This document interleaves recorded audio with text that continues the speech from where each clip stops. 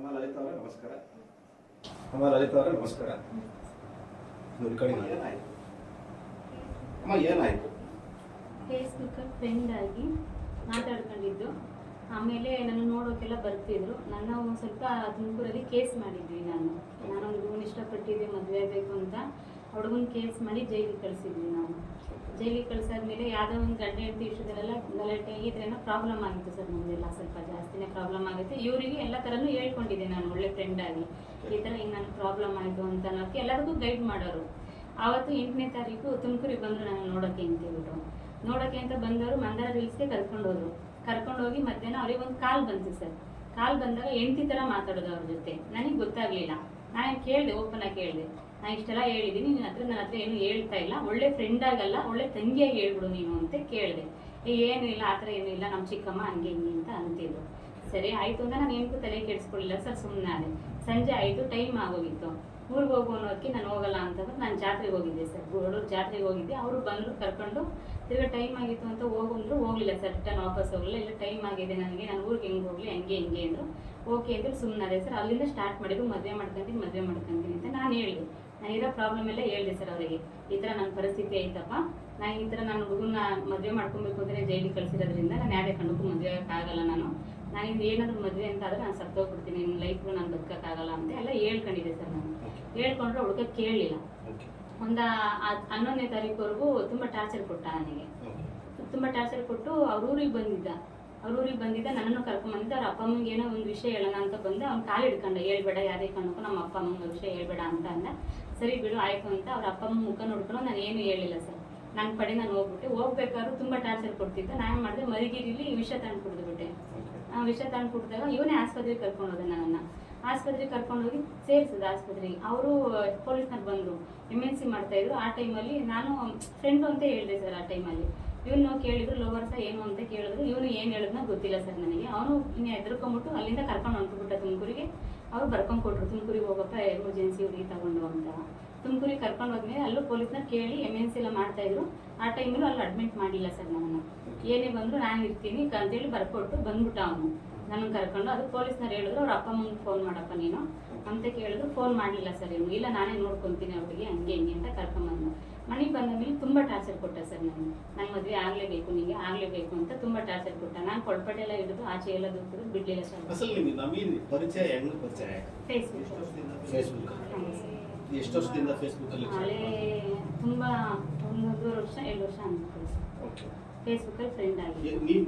Facebook ಅಲ್ಲಿ friend ಆದಾಗ ನೀವು ಎಲ್ಲಿದ್ರಿ, ನವೀನ್ ಎಲ್ಲಿದ್ದ? ಅವರು ಅಲ್ಲಿ ಬೆಂಗಳೂರಲ್ಲಿದ್ರು, ನಾನು ತುಮಕೂರಲ್ಲಿ.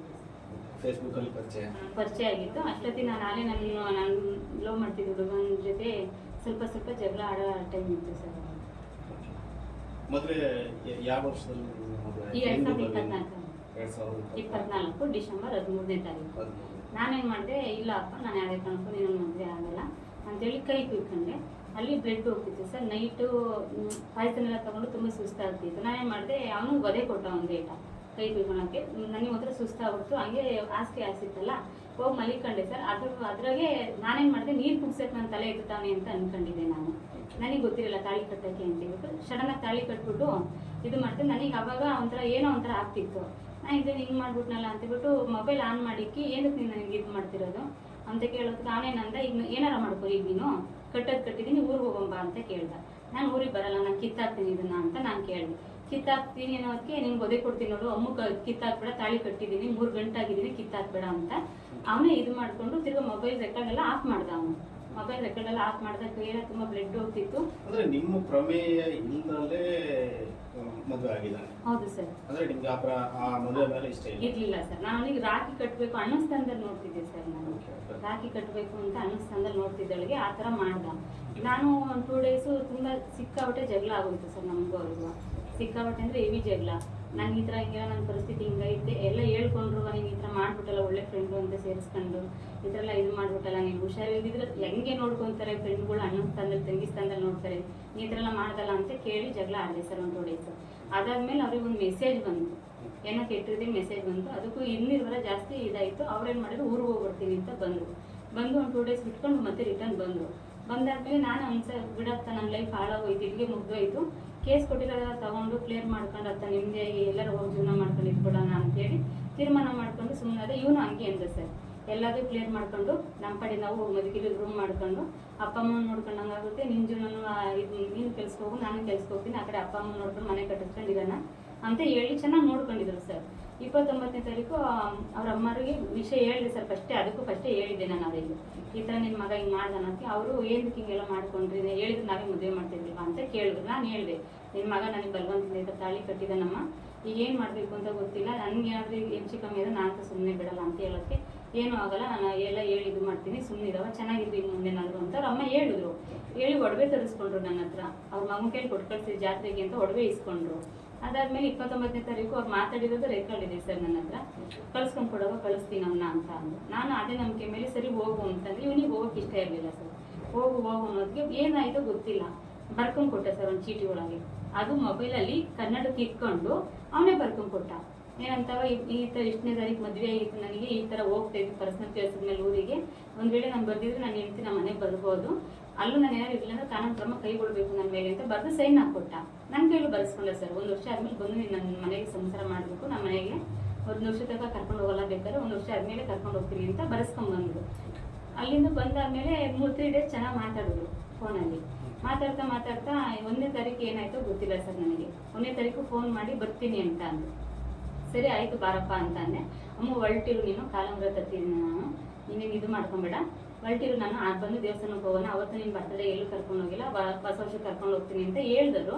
ಮಧ್ಯಾಹ್ನ 12ವರೆಗೂ ಚೆನ್ನಾಗಿ ಮಾತಾಡಿದ್ರು ಸರ್. ಅಷ್ಟೇ ನಾನೇನು ಮಾಡಿದೆ, ನಮ್ಮ ಅಮ್ಮ ಊರಿಗೆ ಹೋಗ್ಬಿಟ್ಟು ಬರೋಣ ಅಂತ ಹೋದೆ. ಅಲ್ಲಿ ನನಗೆ ಸ್ವಲ್ಪ ಜಗಳ ಮಾಡಿದ್ರು, ನಮ್ಮ ಅಣ್ಣರಿಗೆಲ್ಲ ಗೊತ್ತಾಗಿ ನನಗೆ ಒದೆ ಕೊಟ್ಟು ಎಲ್ಲ ಜಗಳ ಮಾಡಿದ್ರು. ನಾನು ಮಾಡಿದೆ ಬಿಡ ಅಂತ ಹೇಳ್ಬಿಟ್ಟು ತುಮಕೂರಿಗೆ ಬಂದೆ ಸರ್. ನಾನು ರಿಟರ್ನ್ ವಾಪಸ್ ತುಮಕೂರಿಗೆ ಬರೋದು ಅವನು ಫೋನು ಸ್ವಿಚ್ ಆಫ್ ಆಗಿತ್ತು. 3 ಗಂಟೆಗೆ ಫೋನ್ ಮಾಡಿದೆ, ಸ್ವಿಚ್ ಆಫ್ ಆಗಿತ್ತು. ಭಯ ಆಯಿತು ಸರ್ ನನಗೆ. ರಿಟರ್ನ್ ಅವ್ರ ಊರಿಗೆ ಬಂದೆ ನಾನು. ಅವ್ರ ಅಪ್ಪಂಗೆ ಫೋನ್ ಮಾಡಿದೆ, ಅವ್ರ ಅಪ್ಪ ಎಲ್ಲ ಬಿಸಿ ಇದ್ದೀನಿ ಕಣವ ಅಂತ. ಅವ್ನ ತಮ್ಮಂಗೆ ಫೋನ್ ಮಾಡಿದೆ, ನಂಬರ್ ಬ್ಲಾಕ್ ಮಾಡ್ಕೊಂಡ ಅವನು. ನನಗೆ ಯಾಕೋ ಭಯ ಆಯಿತು, ಸೀದಾ ಬಂದ್ಬಿಟ್ಟೆ ಸರ್ ಅವ್ರ ಊರಿಗೆ. ಬಂದು ಬೇರೆ ಮನೆಗಿದ್ದೆ. ನಿಮ್ಗೆ ಮದುವೆ ಆಗಿ ಡಿಸೆಂಬರ್ 13 ನಿಮ್ಮ ಮದುವೆ ಆಗಿದೆ ಅಂತ ಹೇಳ್ತೀನಿ. ಹೌದು ಸರ್. ಡಿಸೆಂಬರ್ 13 ನೀವು ಸಾಹಸೇನ ಮಾಡಿದ್ದೀರಿ? ಹೌದು, ಮಾಡಿದ್ದೀವಿ ಸರ್. ಎಷ್ಟು ತಿಂಗಳು ತುಮಕೂರಲ್ಲೇ ಇದ್ದೀರಾ ಇಲ್ಲ ಬೆಂಗಳೂರಲ್ಲಿ? ಇಲ್ಲ ಸರ್, ತಿಂಗಳೇನಿಲ್ಲ. ಮದುವೆ ದಿವಸದಿಂದನೂ ಒಂದೇ ರೂಮಲ್ಲಿ ತುಮಕೂರಲ್ಲಿ ಇದ್ದೀವಿ. ತುಮಕೂರಲ್ಲೇ ಸಹಜನ ಮಾಡಿದ್ದೀರಾ, ವರ್ಕ್ ಮಾಡ್ಕೊಂಡಿದ್ದೀರಾ? ಹೌದು ಸರ್. ಇದೀರಾ. ಮತ್ತೆ ಈಗ ಮಂದಲಹಳ್ಳಿಗೆ ಯಾವ ಬಂದ್ರಿ? 1ನೇ ತಾರೀಕು ಬಂದೆ ಸರ್. ಅಲ್ಲಿ ಏನ್ ನಡೀತಾ ಇದೆ? 1ನೇ ತಾರೀಕು ಬಂದೆ. ನಿಮ್ಮ ಅತ್ತೆ ಮಾವ ಅವ್ರ ಮನೆಯಲ್ಲಿ ಏನ್ ನಡೀತಾ ಇದೆ? ನಮ್ಮ ಅತ್ತೆ ಮಾವ ಮನೆಗೆ ಈ ನವೀನ್ ಎಸ್ಕೇಪ್ ಏನಕ್ಕಂತ ಇವತ್ತವರೆಗೂ ನನಗೆ ಅವತ್ತಿಂದ ಗೊತ್ತಿರಲಿಲ್ಲ ಸರ್. ಇಲ್ಲಿ ಮ್ಯಾಟ್ರ್ ಏನ್ ಬಂತು ಅಂದ್ರೆ 1ನೇ ತಾರೀಕು ಫೋನ್ ಮಾಡಿದೆ.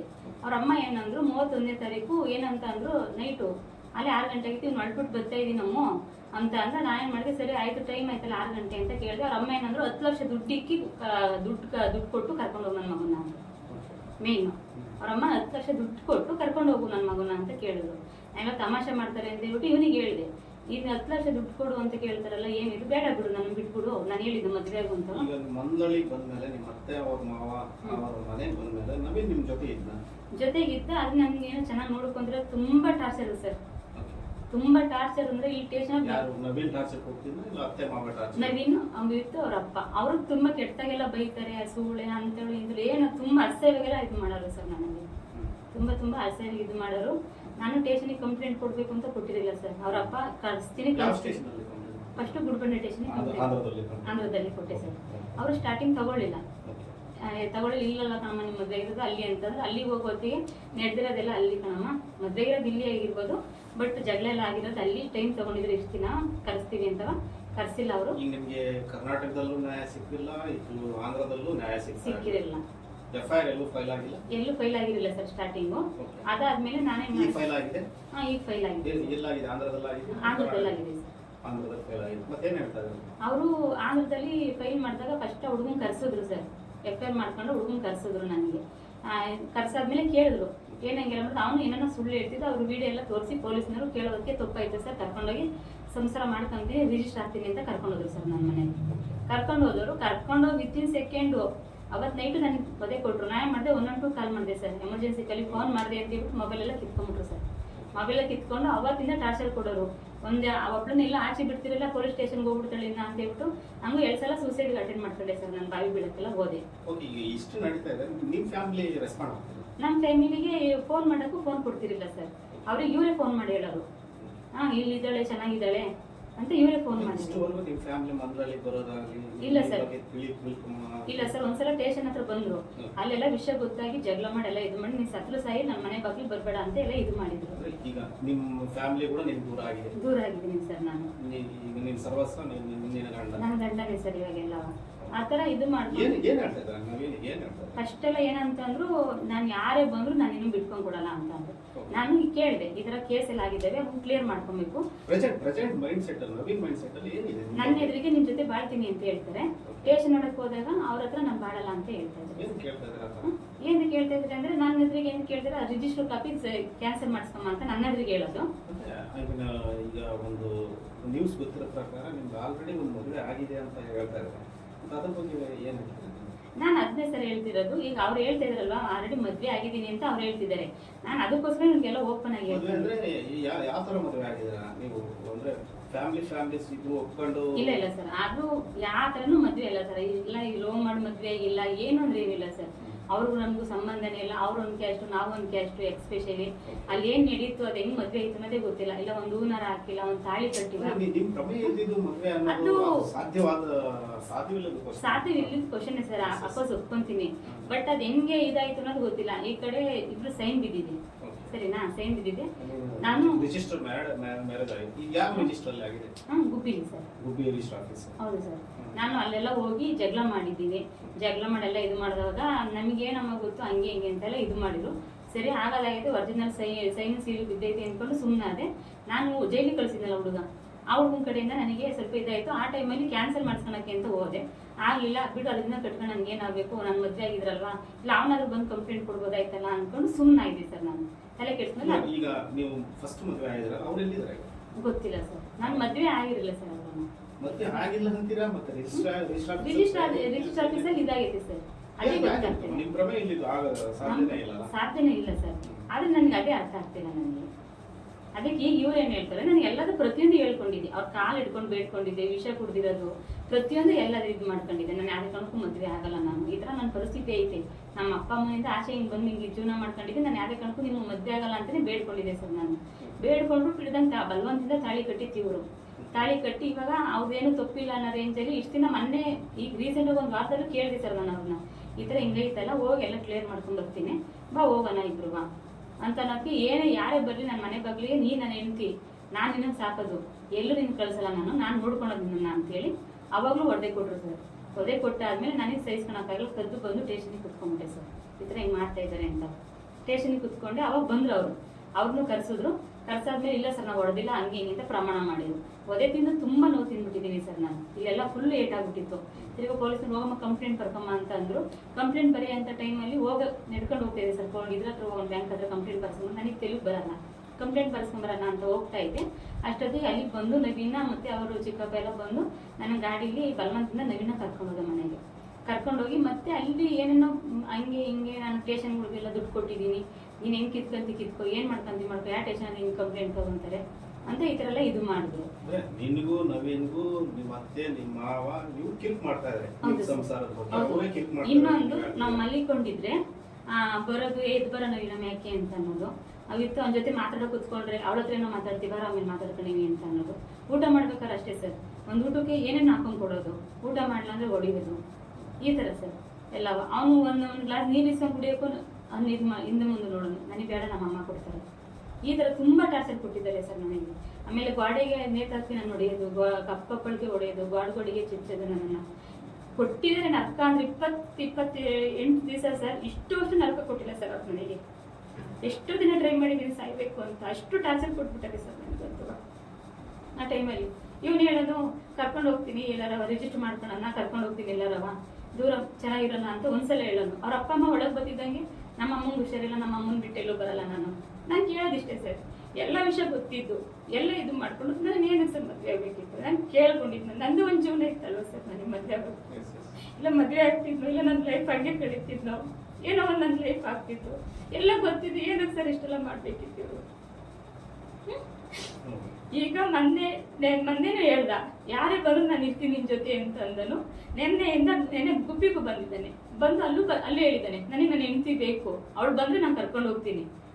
ಇಲ್ಲಾಂದ್ರೆ ಕೋರ್ಟಲ್ಲಿ ಇದು ಮಾಡ್ಕೊಂಡ್ಬಂದು ನಾನು ರಿಜಿಸ್ಟರ್ ಆಗ್ತೀನಿ ಅಂತ ಹೇಳಿದ್ದಾನೆ. ಇವಾಗ ನೋಡಿದ್ರೆ ಸ್ಟೇಷನ್ ಒಳಗೆ ನನಗೆ ಬಿಲ್ಕುಲ್ ಬೇಡ. ಅವ್ರಿಗೆ ತುಂಬಾ ಜನ ಸಪೋರ್ಟ್ ಮಾಡೋರಿದ್ದಾರೆ ಸರ್. ಆಂಧ್ರ ಸ್ಟೇಷನ್ ಹೌದು ಸರ್. ಎಫ್ಐಆರ್ 3 ಜನ, ಅವ್ರ ಅಪ್ಪ ಅಮ್ಮ ಅವರು 3 ಜನದ ಮೇಲೆ ಎಫ್ಐಆರ್ ಆಗಿದೆ. ನಾನು ಒಂಥರ ಕಂಪ್ಲೇಂಟ್ ಕೊಟ್ಟೆ, ಯಾವ್ದಾದ್ರು ನನಗೆ ಹೊಡೆದಿರೋದು ಬಡ್ದಿರೋದು ಏನೋ ನನ್ನೇ ಆಗೈತೆ ಅದನ್ನೆಲ್ಲ ಕಂಪ್ಲೇಂಟ್ ಕೊಟ್ಟೆ. ಅದಕ್ಕೆ ಎಫ್ಐಆರ್ ಮಾಡಿಸ್ಬಿಟ್ಟು ಬೇರೆ ಇನ್ನೊಂಥರ ಎಫ್ಐಆರ್ ಮಾಡ್ಕೊಂಡ್ರು ಅವರು. ಏನ್ ಆಕ್ಷನ್ ಏನಿಲ್ಲ. ನನಗೇನಂತಂದ್ರು ಮಂತಕ್ ಬಂದ್ರು ಪೊಲೀಸ್ನವರು. ಹೇಳಿದೆ ಅವ್ರ ಮುಂದೆ, ಸರ್ ಈ ತರ ಮಾಡ್ತಾ ಇದಾರೆ ಸರ್ ಅನ್ನೋದಕ್ಕೆ ಹೊಡಿಬೇಡವು ಅಂತ ಒಂದ್ ಮಾತು ಹೇಳಿದ್ರು ಅಷ್ಟೇ ಸರ್. ಹೇಳ್ಬಿಟ್ಟು ಬಂದವರು ತಿರ್ಗಾ ಕರ್ಕೊಂಡ್ಬಂದ್ರು ಇವ್ರು ನನ್ನ ಮನೆ ಹತ್ರ ಹಿಂಸೆ ಕೊಡೋರು ಸರ್. ರಾಜ್ಯ ಆದ್ರೆ ನೀನ್ ಕರ್ಕೊಂಡು ಹೋಗ್ತೀನಿ, ನೀನ್ ಕೇಸ್ ವಾಪಸ್ ತಗೊಂತೀನಿ ಅಂದ್ರೆ ಕರ್ಕೊಂಡು ಹೋಗ್ತೀನಿ ಅಂತ ಅನ್ನೋದು.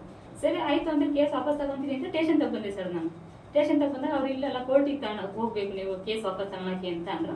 ಕೋರ್ಟಿಗೆ ಹೋಗಲ್ಲ ನಾನು, ಕೇಸ್ ವಾಪಸ್ ತಗೊಂಡು ನನಗೆ ಈ ತರ ಟಾರ್ಚರ್ ಕೊಟ್ಟರೆ ಕಂಪ್ಲೇಂಟ್ ತಗೊಳ್ಳಿ ಅಂತ ಕೂತ್ಕೊಂಡೆ ಸರ್ ನಾನು. ತಿರ್ಗಿ ಅವಾಗ್ಲೂ ನೀನು ಸಾಕ್ಷಿಗಳನ್ನೆಲ್ಲ ಇದು ಮಾಡ್ಬೇಕು ಅಂದ್ರೆ ಮೊಬೈಲ್ ತಗೊಂಡು ಮೊಬೈಲ್ ಇರೋ ಎವಿಡೆನ್ಸ್ ಎಲ್ಲ ಡಿಲೀಟ್ ಮಾಡಿದ್ದಾನೆ ಸರ್. ಪ್ರತಿಯೊಂದು ಎವಿಡೆನ್ಸ್ ಡಿಲೀಟ್ ಮಾಡಿದ್ದೆ. ಅದ್ರಾಗೆ ವಿಡಿಯೋ ಇವ್ರು ತಾಳಿ ಕಟ್ಟಿರೋದು, ಇವ್ರು ನನ್ನ ಜೊತೆ ಮಾತಾಡಿರೋದು, ಅವ್ರ ರೆಕಾರ್ಡ್ಗಳು, ಅವ್ರ ಅಪ್ಪ ಮಾತಾಡಿರೋ ರೆಕಾರ್ಡ್ಗಳು ಪ್ರತಿಯೊಂದು ಇದೆ ಸರ್ ನನ್ನ ಹತ್ರ. ಎಲ್ಲದೂ ಇದ್ದ. ಇವ್ರು ಪೊಲೀಸ್ನ ಮೇಲೆ ದೂರ ಹೇಳಿತ್ತು, ಪೊಲೀಸ್ನವ್ರಿಗೆ ಲಂಚ ಕೊಡ್ತೀನಿ ಅಂತ ಹೇಳಿರೋದು ಪ್ರತಿಯೊಂದು ರೆಕಾರ್ಡ್ಗಳಿದೆ ಸರ್. ಅದ್ರಲ್ಲಿ ಎಲ್ಲದೂ ಡಿಲೀಟ್ ಮಾಡಿದ್ರು ಸರ್. ಎಲ್ಲದೂ ಫುಲ್ ಆದ್ರನ್ನೆಲ್ಲ ಡಿಲೀಟ್ ಮಾಡಿದ್ರು ಫೋನು. ಆಮೇಲೆ ಲಾಸ್ಟಿಗೆ ಸ್ಟೇಷನಿಗೆ ಕೊಟ್ಟರು ಸರ್. ಸ್ಟೇಷನಿಂದ ಫೋನ್ ಇಸ್ಕೊಂಡೆ ಸರ್ ನಾನು. ಇಸ್ಕೊಂಡು ಕರ್ನಾಟಕಕ್ಕೆ ಹೋದೆ. ಕರ್ನಾಟಕಕ್ಕೆ ಹೋದಾಗ ಅಲ್ಲಿಗೆ ಇವ್ರೇನಂದ್ರು, ಕರ್ನಾಟಕಕ್ಕೆ ಕಳಿಸ್ತೀನಮ್ಮ, ಅಲ್ಲಿ ಕ್ಲಿಯರ್ ಮಾಡ್ಕೊಂಡು ರಿಜಿಸ್ಟರ್ ಆಗಲಿ ಅಂತ ಅಂದ್ರು. ಅಲ್ಲಿ ಒಂದು ಸ್ಟೇಷನ್ ತಗ ಬಂದ್ರು, ರಿಜಿಸ್ಟರ್ ಆಗ್ತೀನಿ ನ್ಯೂಸ್ ಹಾಕೋಣ ಅಂತ ಹೋದೆ ಸರ್. ಅಲ್ಲಿ ನ್ಯೂಸ್ ಹಾಕಕ್ಕೆ ಹೋಗ್ತಿದ್ದಂಗೆ ಅವ್ರೇನಾದ್ರು ರಿಜಿಸ್ಟರ್ ಆಗ್ತೀನಿ, ಇವಾಗಲೇ ರಿಜಿಸ್ಟರ್ ಆಗ್ತೀನಿ ಅಂತ ಗುಬ್ಬಿಗೆ ಕರ್ಕೊಂಬಂದು.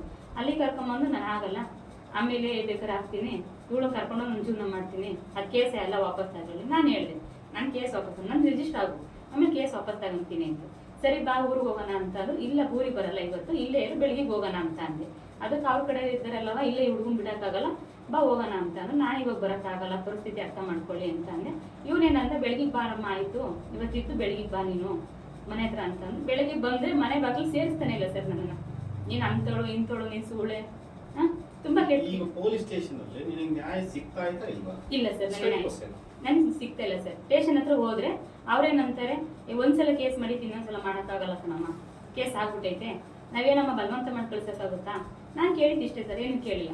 ಈಗ ಬಲವಂತ ಮಾಡಿ ನಿಮ್ಗೆ ಕಳಿಸು ಅಂತ ನಾನು ಹೇಳ್ತಿದ್ದೆ ಸರ್. ಅವತ್ತು ಹೆಂಗೆ ಹೇಳ್ದ ಇವನು? ಕಾನೂನು ಪ್ರಕಾರ ಕೇಳ್ಬೇಕಲ್ವಾ ಸರ್? ಈಗೆಲ್ಲ ವಿಷಯ ಗೊತ್ತಿದ್ದು ತಾಳಿ ಕಟ್ಟನೆ ತಾನೆ. ಈಗ ಅವತ್ತು ಸ್ಟೇಷನ್ ಒಳಗೆ ಹೇಳಿದ್ದಾನೆ, ಏನೇ ಬರೋ ನಾನು ಹೆಂಡ್ತಿ ನಾನು ನೋಡ್ಕೊಂತೀನಿ ಅಂತ. ಇವತ್ತೇನಕ್ಕೆ ಈ ತರ ಟಾರ್ಚರ್ ಕೊಡಬೇಕು? ಪೊಲೀಸರು ಕೇಳ್ಬೋದಲ್ವಾ ಸರ್ ಅದನ್ನ? ಏನಕ್ಕಪ್ಪ ಹೊಡಿತೀಯಾ, ಏನಕ್ಕಪ್ಪ ಇದು ಮಾಡ್ತೀಯಾ, ಯಾಕಪ್ಪ ಟಾರ್ಚರ್ ಕೊಡ್ತೀಯಾ? ಅವ್ರ ಭಾಷೆ ನನಗೆ ಬರಲ್ಲ ಸರ್. ಅವ್ರ ತೆಲುಗು ಏನೇನೋ ಮಾತಾಡ್ತಾರೆ, ನನಗೆ ಬರಲ್ಲ. ನನಗೆ ಒಂಥರ ಹೇಳ್ತಾರೆ, ಅವನಿಗೆ ಒಂಥರ ಹೇಳ್ತಾರೆ. ಇವತ್ತು ನೋಡಿದ್ರೆ ಇವತ್ತು ಮನೆ ಹತ್ರ ಬರ್ತಿದ್ದಂಗೆ ಜಗಳ ಮಾಡಿ ಎಲ್ಲ ಬೇರೆ ಕಡೆ ಕರ್ಕೊಂಡೋಗಿ ನನ್ನ ಗಂಡ ಎಲ್ಲಿ ಇರ್ತಾನೆ ಅಲ್ಲಿಗೆ ಹೋಗ್ತೀನಿ, ಬೇಕಾದ್ರೆ ಸಾಯಿಸ್ತೀನಿ ಅಂತಿದ್ದಂಗೆ ಅವ್ರ ಅಪ್ಪ ಬಂದು ಹಳ್ಳಕ್ಕೆಲ್ಲ ದೂಕಿ ಇವ್ರು ನನಗೆಲ್ಲ ಹೊಡೆದಿದ್ದೆಲ್ಲ ಫುಲ್ ಲೇಟ್ ಆಗಿದೆ ಸರ್. ನನಗೆ ಎಲ್ಲ ಲೇಟ್ ಆಗಿದೆ. ನಾನು ಬರೋಷ್ಟೊತ್ತಿಗೆ 1 and 2 ಕಾಲ್ ಮಾಡ್ಬಿಟ್ಟೆ ಸರ್. ಇವಾಗ ಫೆಬ್ರವರಿ 17ನೇ ತಾರೀಕು ಕರ್ಕೊಂಡು ಹೋಗಿತ್ತು ಸರ್ ಅವ್ರ ಮನೆಗೆ. ತಿಂಗಳಿರ್ಲಿಲ್ಲ ಸರ್ ನಾನು. ಫೆಬ್ರವರಿ 17ನೇ ತಾರೀಕು ಕರ್ಕೊಂಡು ಹೋಗಿತ್ತು. ಈಗ ಮೊನ್ನೆ 4 ದಿವಸ ಆಯ್ತು ಸರ್. ಮಾರ್ಚ್ 4 ದಿವಸ ಹೋಗಿ ಇಲ್ಲಿ ಸ್ಟೇಷನ್ ಇಂದ ಕಳ್ಸ್ಕೊಂಡ್ ಕೊಟ್ರು ಸರ್. ನನ್ನ ಪ್ರೆಸೆಂಟು ಇಲ್ಲಿಗೆ ತುಮಕೂರು.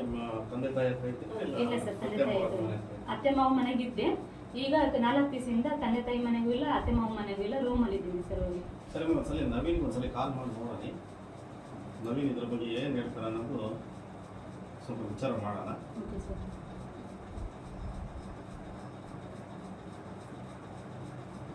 Seven 766 ಅದೆಲ್ಲ ನಮ್ಮ ನಂಬರ್. ಹೌದು ಸರ್, ಅದೇ ನಂಬರ್.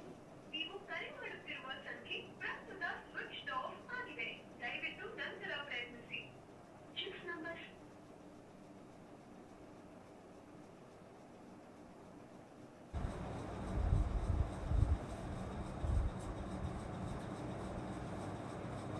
ನೀವು ಕರೆ ಮಾಡುತ್ತಿರುವ ಸಂಖ್ಯೆ ಪ್ರಸ್ತುತ ಸ್ವಿಚ್ ಆಫ್ ಆಗಿದೆ.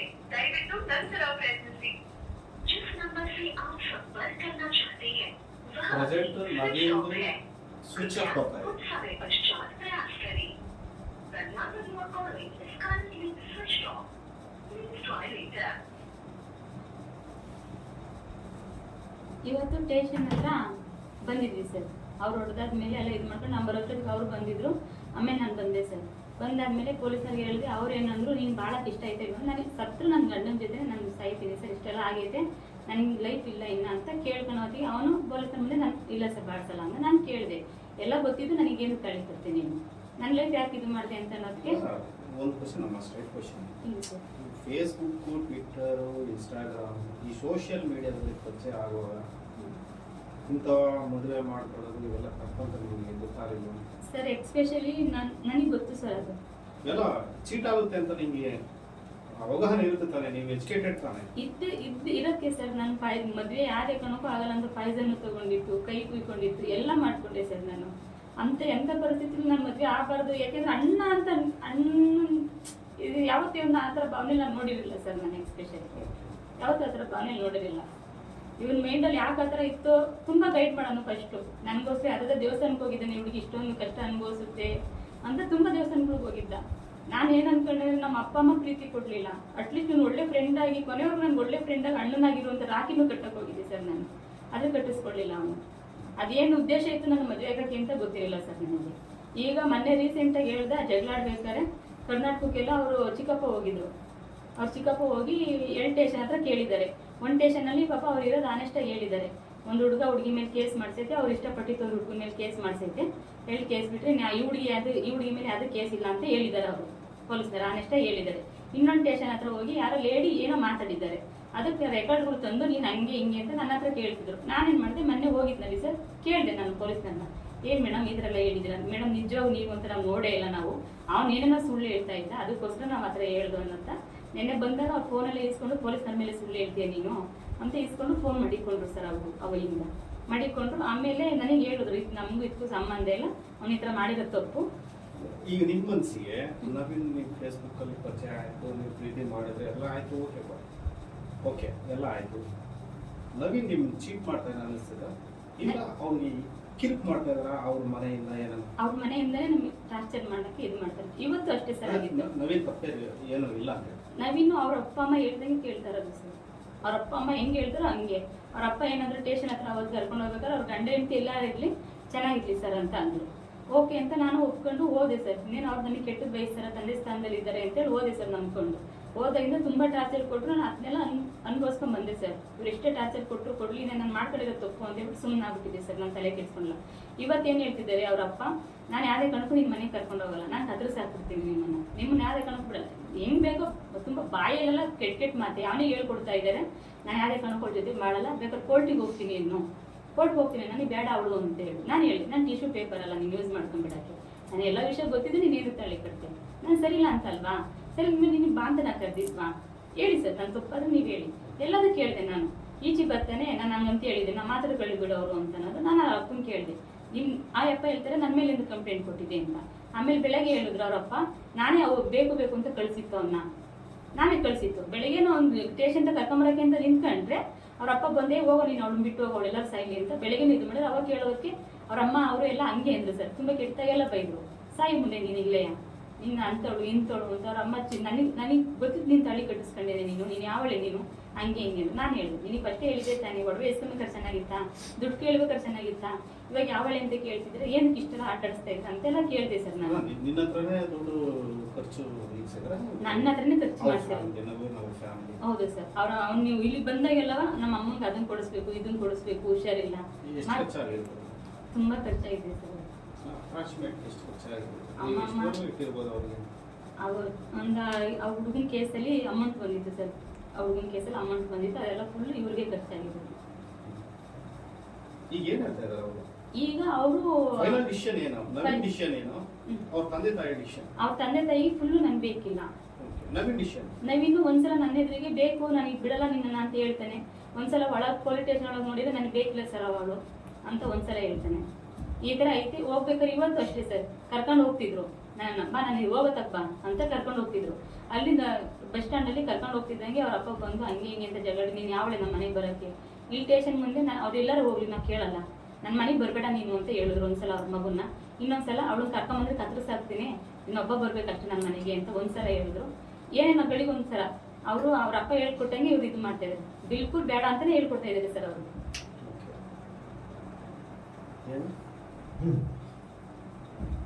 ಬಿಲ್ಕುಲ್ ನನಗೆ ಆ ಹುಡುಗಿ ಬೇಡ ಅಂತಾನೆ ಹೇಳ್ಕೊಡ್ತಿದ್ದಾರೆ. ಇವ್ರ ಮನಸ್ಸಲ್ಲಿ ಇದ್ರು ನನಗೆ ಬೇಡ ಅಂತಾನೆ ಹೇಳ್ತಾ ಇದ್ದೀನಿ ಸರ್. ಒಂದ್ಸಲ ನನ್ನ ಕೈಲಿ ಎಲ್ಲರೂ ಚೆನ್ನಾಗಿರೋಣ ಅಂತ ಒಂದ್ಸಲ ಹೇಳ್ತಾನೆ. ನಾನು ಸ್ಟೇಷನ್ಸಲ್ಲೂ ಹೇಳಿರೋದು ರೆಕಾರ್ಡ್ ಮಾಡ್ಕೊಂಡಿದ್ದೀನಿ ಸರ್ ಈ ನಾನು. ಮಹಿಳಾ ಸಾಧಿಕಾರಿಕ ಕಮಿಟೀಸ್ ಇವೆಲ್ಲ ಇದಾವಲ್ಲ, ಏನಾದರೂ ಸಂಪರ್ಕ ಮಾಡಿದ್ರು? ಆ ಥರ ನಾನು ಯಾರನ್ನೂ ಮಾಡಿ ಕಾಂಟ್ಯಾಕ್ಟ್ ಮಾಡಿ ಯಾರೋ ಒಂದಿಬ್ರು ಕರ್ಕೊಂಬಂದಿದ್ದೆ.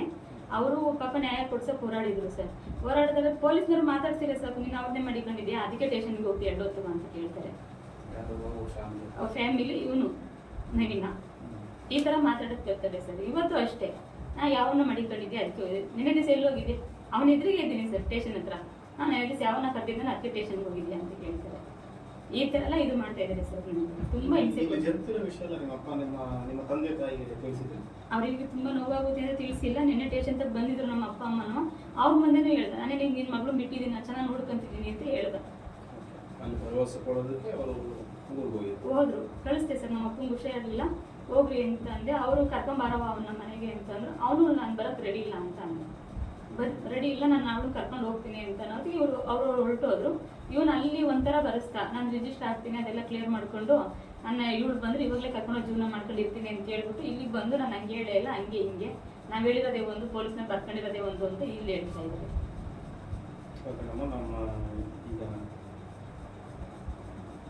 ಇದ್ರ ಬಗ್ಗೆ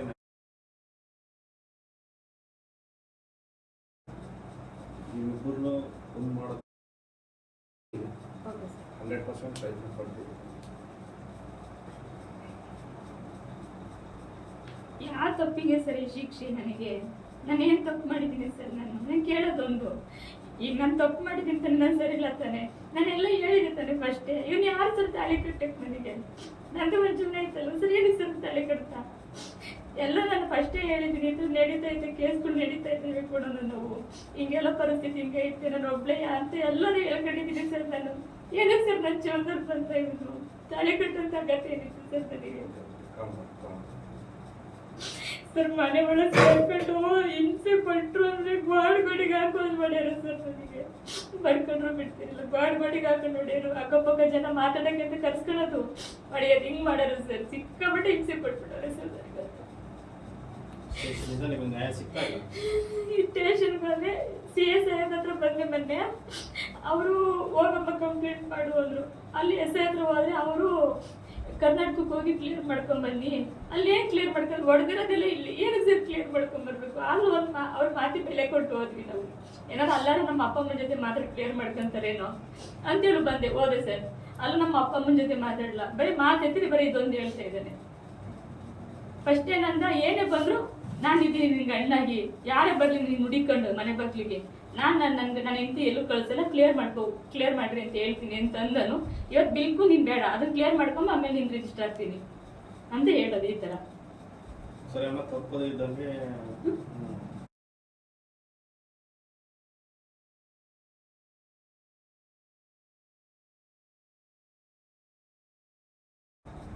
ಇವೆಲ್ಲ ನೀವು ಮಾಡಿ ತಪ್ಪು.